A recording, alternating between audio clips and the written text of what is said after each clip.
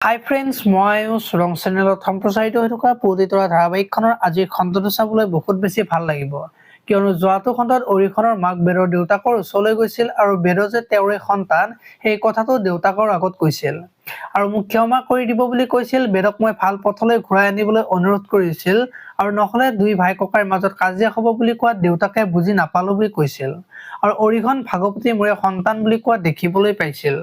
আজিৰ খণ্ডটোত অকিৰণ জোনহঁতৰ ঘৰলৈ যাব আৰু তেতিয়া জোনহঁতৰ ঘৰত তলা মৰা দেখিব আৰু তেতিয়া জোনক ৰাস্তাৰে বিচাৰি ফুৰা দেখিবলৈ পাব। তাৰ পিছত জোনহঁতক দেখা পাই অকিৰণ জোনহঁতৰ ওচৰলৈ যাব আৰু তেতিয়া কলৈ যোৱা বুলি সুধিব আৰু তেতিয়া জোনে কাম এটা পাইছো সেই কাৰণে যাও বুলি কব আৰু তেতিয়া তই ক'তো যাব নালাগে, মই তোক বিয়া কৰাব বিচাৰো বুলি কব আৰু তেতিয়া জোনে আপুনি কি কৈছে এবাৰ ভাবি চাইছেনে বুলি সুধিব। এতিয়া বাৰু জোনহঁত ঘৰলৈ উভতি যাব নেকি দেখিবলৈ পাব আজিৰ খণ্ডটোত। এইফালে আকৌ চন্দিকাই ডিভোৰ্চ দিয়া কথাটো মাকে সহজভাৱে ল'ব নোৱাৰিব আৰু তেতিয়া মাকে চন্দিকাক তই ডিভোৰ্চ দিব নোৱাৰা বুলি কব আৰু তেতিয়া চন্দিকাই মই তোমাৰ কথা ৰাখিব নোৱাৰো, মই ডিভোৰ্চ দিমেই বুলি কব আৰু তেতিয়া মাকে চন্দিকাক গালি পৰা দেখিবলৈ পাব।